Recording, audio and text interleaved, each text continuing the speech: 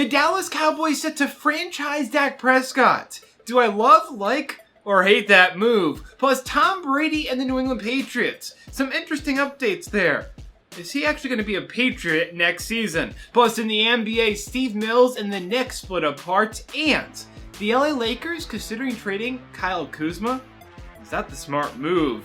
And a major blockbuster Major League Baseball trade between the Dodgers and the Red Sox. You best believe I'm going to get to that. Coming into most fast-paced, entertaining, and thoughtful 10 minutes of your sports today, I'm your host, Nick Friend, and you're watching the Sports of Nick Show. Now, according to the NFL Network, the Dallas Cowboys are expected to franchise tag Dak Prescott. Cowboys, you're going to do what? You're going to do what? With who? You better check yourself at the front door, Dallas Cowboys, because you're at that point with someone you're dating where you want to make it official. You're almost there. You're right there. You're at the doorstep. But then you do or you say something stupid, and that is what the Dallas Cowboys are about to do. Dak deserves every single penny he can get, and he doesn't deserve it based on his play. There are certainly holes that can be poked in that, and I've done that myself. He doesn't deserve the money because he's only made $5 million as the face of America's team. He doesn't even deserve the money because as a 4th-round pick, he came in and took Jerry Jones' stepson and Tony Romo out of a job within months.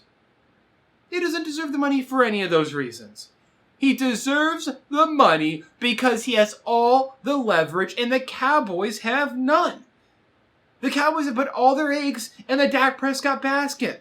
And on top of that, they have continuously showed Dak Prescott that they don't value him. They've talked about valuing him, but their actions show that, hey, we're going to pay Zeke Elliott first, $90 million. Then we're going to pay Jalen Smith, $64. Then we're going to pay DeMarcus Lawrence, $105. And not that those guys don't deserve theirs. But if your first priority is Dak, how come he wasn't your first priority 2 years ago? Dak Prescott is making it known. According to the Dallas Morning News, he said, make sure to report I won't be working out anywhere near the star. I'll put up the quote I put up last week.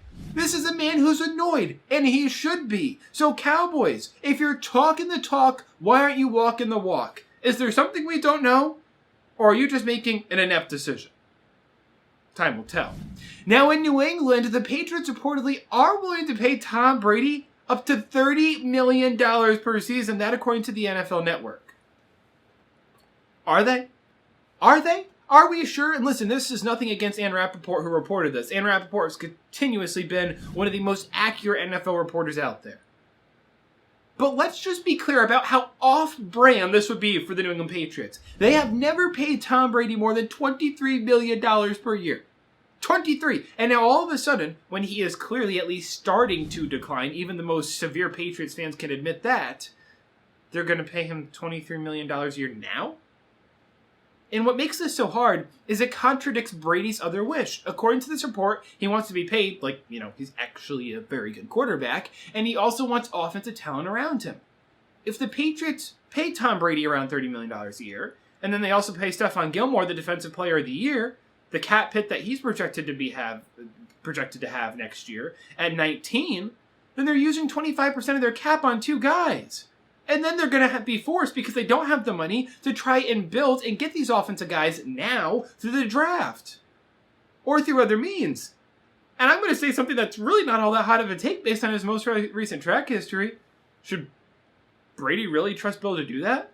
Bill's had 3 offensive first-rounders in the last 5 years, taken in the first round, and they've largely been busts. N'Keal Harry last year, too soon to tell, but he was injured for most of the year, and when he was out there, Brady didn't have chemistry with him. 2018, they took a tackle in Isaiah Wynn, who's played 8 games. They also took Sony Michel, their running back, who's been fine, but not first-round running back level talent. And there's other options out there that have more. The Chargers, the Titans.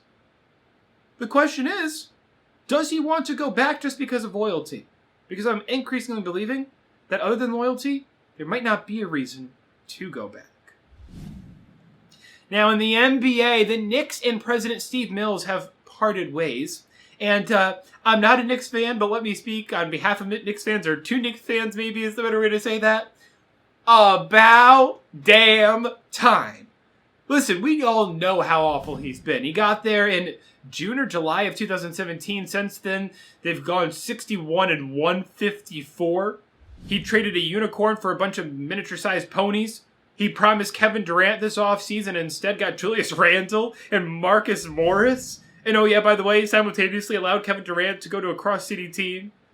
Like, we all know how bad he's been, and we all know that this is long overdue in many respects. But my fear for Knicks fans, and listen, I don't have a team in the NBA, but I would like to see the Knicks at least be a playoff team, is maybe an idea. They want Masai Ujiri with the Raptors, who has done a very good job. But just to be clear, we are talking about this Ujiri, right? Naturally, and please clap after this. I hate the Knicks and don't care, really. Me too. We're talking about that man? We're talking about that man, just to be clear. Listen, he's obviously done a good job with the Raptors. We all know that. But they also reportedly want 2 first-round picks. You're a colossal mess. You can't afford to give 2 first-rounders away for a guy who also said that.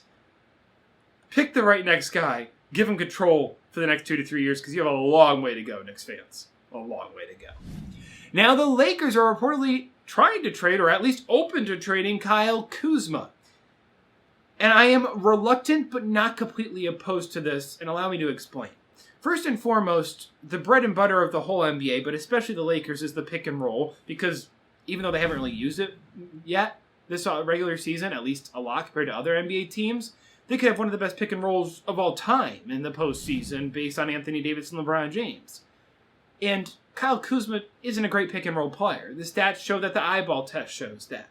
So he doesn't necessarily fit into their offense great, which is why you are seeing a bit of dip in production in his play. But he does fit into their team in one major way, and this is why I'm reluctant. Defensively, if we look ahead to a potential Western Conference Finals matchup with Kawhi Leonard and the LA Clippers, ironically, one of the things that Kyle Kuzma is best at is pick and roll defense. He's very good at that. He actually was one of the players that was able to stop, relatively, Kawhi last season. So when you put that together with the fact that he is only 24 and he's only played 40 games for the team that actually has more than one playmaker, I'm reluctant. Obviously, there's always a right offer. Obviously, there's a potential trade for Derrick Rose, but would I give Kyle Kuzma up in that? No. Plus, on top of that, he's the only young, known piece that the Lakers have. If I'm the Lakers, I'd be very careful about giving up on Kyle Kuzma this early. Now, a major blockbuster deal in Major League Baseball, the Red Sox trading Mookie Betts and David Price to the LA Dodgers. And Boston, as a sports city, really hasn't had many, if all, embarrassing sports moments over the past decade. But this is embarrassing. This is embarrassing for the Boston Red Sox. And I don't want the Boston Red Sox to come at me with, well, Nick, we did this because of the luxury tax rate. We wanted to reset it because we were about to be in the 3rd year in a row of being over, and that meant a 50% tax rate penalty. I don't want them to come at me with this bull jive. The Red Sox coming to anyone about money? Ka-ching, ka-ching, the Boston Red Sox. And before I get to why this is so ludicrous and just how great Mookie Betts is, let me get to the fact and maybe bore you a little bit with the money and the math aspect here because it's important to actually realize how much money the Red Sox are actually saving with this move. The Red Sox were about $28 million, 20, 28, somewhere in there, over the limit. If we take the mean of that, facing a 50% tax penalty on that, plus an additional 12% penalty on top of that, it turns out to be somewhere between $10 and $15 million. The Boston Red Sox coming to us about $15 million, and I mean us, Major League Baseball fans. It's not just the fact that the Boston Red Sox are valued at $3.2 billion with a B dollars. That would be bad enough. It's the fact that the Boston Red Sox owner, John Henry, who owns Henry's Fenway Sports Groups, also owns, of course, the Boston Red Sox, but also owns Liverpool Football Club, you know, that little soccer team over in England that's about to win the Premier League. He also owns a NASCAR team called Roush Fenway, who's one of the best teams in NASCAR. Together, they are valued at $6.6 billion, and you're coming to us about $15 million? I don't care that they got a young, talented outfielder in return who's not Mookie Betts and a pitcher who can throw 100 miles per hour. Great. They just traded away their best young player since Ted Williams to the Dodgers because of $15 million. And now you give the Dodgers a borderline unstoppable lineup for years to come. The NL leader in terms of a team in slugging and homers and finished second in on-base percentage just got a guy with a slash line of, let me read it, 302, 374, and 524, who, by the way, has hit 134 homers in the last 5 years, stolen 119 bases, and is one of the best gloves in the outfield, and has one of the best arms in the outfield. So, I don't know what in the world the Red Sox were thinking here, but if they want to come at us about money, oh, I would love to argue that point all day long. That is the show, as always. Podcast released earlier today, iTunes, Spotify, wherever you listen to podcasts. It's there. Thank you, as always, for the support. We are rapidly growing, and I sincerely appreciate it. Now just 2 or 3 subscribers away from 350, which means the world to me. I will be back right here on this YouTube channel on Saturday. SWN RADIO Show. Let's put up the graphic. Noon to 1, you see it there. Every Saturday, noon to 1. It debuted last week. Got a lot of support. I appreciate that. We'll be back noon to 1 right here on this YouTube channel. So stay on the lookout for that. We'll be talking all things NFL, NBA. Obviously, there's trade a whole lot to get to. That's all coming your way on Saturday. So thanks, everyone. Have a good night, and I'll catch you on Saturday.